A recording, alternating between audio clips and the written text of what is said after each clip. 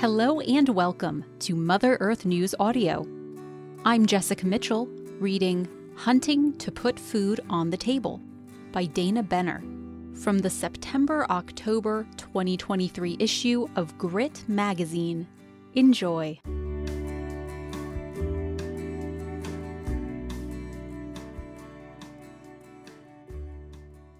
I've been hunting most of my life.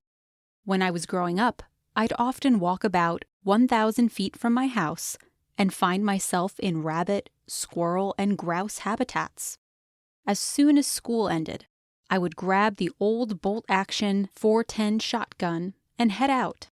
Sometimes I came home with something, sometimes not.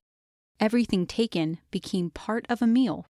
To this day, for me, hunting is all about feeding my family and sharing the bounty with others. You won't find deer heads or stuffed birds on the walls of my home. After 10 years in the Army, I find no thrill in killing anything. Hunting is not a sport for me. Baseball is a sport. Hunting is not. Hunting is not just a matter of getting a license, going into the woods, and shooting something. To be a great hunter takes years of practice and working with some really good teachers.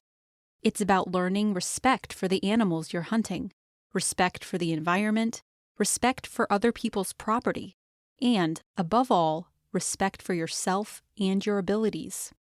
I was lucky to have many good teachers over the years, starting with my mother.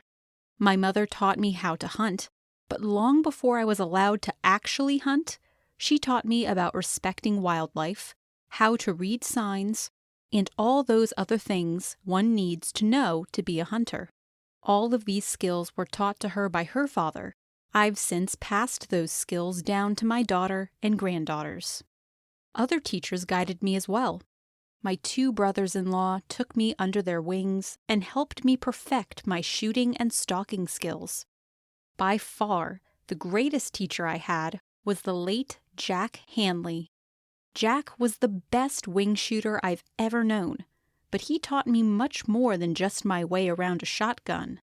Jack taught me to be humble, to help others when needed, and to be overall respectful. Jack never bragged, though he rightfully could do so, but he did not have to. His skills spoke for themselves. He didn't have to prove anything to anyone. I miss our morning grouse and woodcock hunts, his advice, and his friendship. I try to honor him by teaching others the skills of the woods. Jack once called me an instinctive shooter, meaning everything seemed to come naturally to me. I do believe some people have certain talents, but taking advantage of those talents requires constant practice. A good marksman is one who knows the firearms they're using and practices so much that those firearms become an extension of themselves. Why is this important? Because the ability to make one shot count and the need to make a clean and humane kill is essential to being a good hunter. I practice as much as possible. I prefer outdoor shooting ranges, but when the weather is bad, I move indoors. I also work with people, including my daughter, looking to improve their firearms skills. I often tell new shooters that it's better to expend a few rounds on the range than it is to make a poor shot in the field. I firmly believe this. There's a misconception that hunting is simple. If you're hunting to put food on the table, be prepared for a lot of hard work. You'll spend many hours in the field scouting without your firearm. This is where your wood skills will come into play. You'll need to find those areas where your intended prey frequent. Find water sources, food plots, and bedding and nesting areas. Look for signs, such as tracks, scat, tufts of hair, anything that'll tell you animals are present. Take notes and plot the locations on a map or handheld GPS. Visit these areas at different times of day and in different weather conditions. All of this will take time and effort, but if done correctly, it'll pay off in the end. I left home for the Army at 17, and when I came back, everything had changed. The once open fields and woods where I had hunted were gone. In their place stood homes, and most of the remaining woodland was posted with no trespassing signs. The farm where I'd once worked and hunted was gone as well. Rows of condos and a golf course now stood where rows of corn and squash had been. Not only had the landscape changed, but the mindset about hunting had changed as well. People don't seem to hunt to put food on the table anymore. Hunting has become a sport. Instead of grouse and woodcock hunting, people were hunting for stalked pheasants, with the goal of, quote, taking your limit, unquote. Fees, regulations, and other costs have also changed. Where once your one hunting license covered everything, now you have to purchase separate turkey and pheasant tags, as well as pay additional fees, some of which have nothing to do with hunting. Where you could either walk or make a short drive to your hunting spot, you now need to figure in driving longer distances and the fuel costs that involves. And fuel is not cheap. At one time, ammo was literally a, quote, dime a dozen, unquote. Not anymore. Ammunition has become a major expense in today's world. At first glance, you'd think that once you've invested in a firearm, then it would all be downhill. I hate to say it, but you're just getting started. Every year, you'll need to purchase a license. You'll start with just a basic license. Currently, a resident license in New Hampshire will cost you $32 and covers deer and small game. If you want to hunt bear, pheasant, turkey, or waterfowl, there's an additional fee for each. If you want to hunt moose, you'll pay a fee to enter a lottery. If you're lucky enough to win the lottery, you'll then need to pay a separate fee for a moose permit.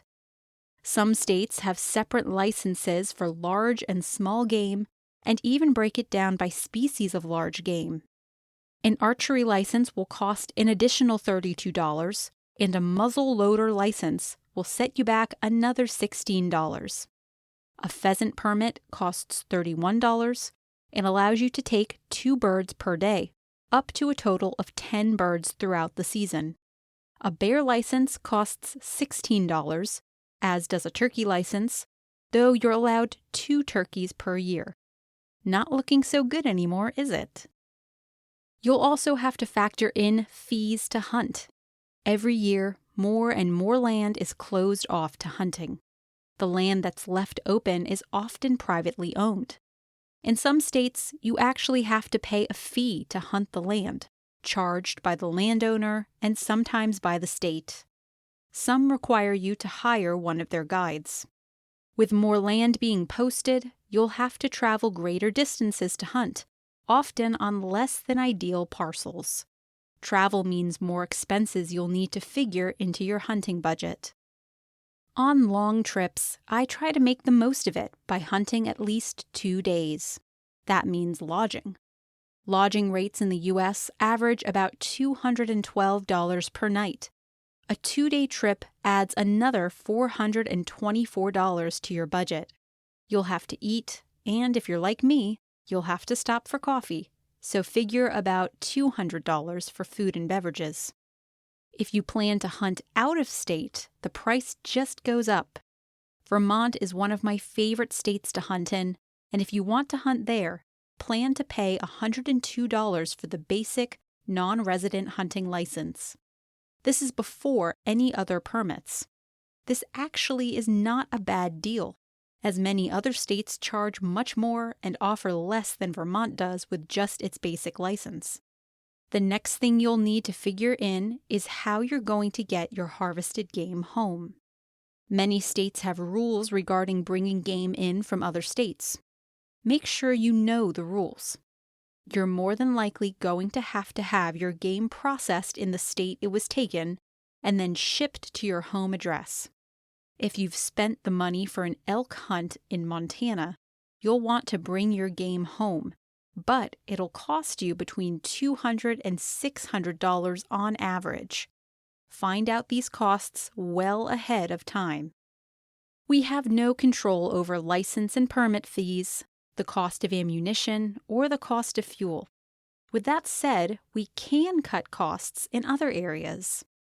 Only purchase the permits you actually intend to use. If you only plan to hunt pheasant once, don't bother buying a permit and concentrate on the upland game your basic license covers. The same goes for any of the other permits. Travel costs could be some of your largest expenses. Cut lodging costs by hunting with a buddy or two who can share the costs. If you travel together in one vehicle, you can save money by splitting the costs of fuel. Plus, hunting with a buddy makes the experience more enjoyable. Drop food costs while on the road by bringing your own. Instead of stopping for coffee, bring your own in a thermos. Make sandwiches or bring other food items from home. Meat snacks or other snacks will see you through while in the woods. Hunt public land instead of paying fees to hunt private land. When hunting public land, plan your hunt for weekdays when other people are at work.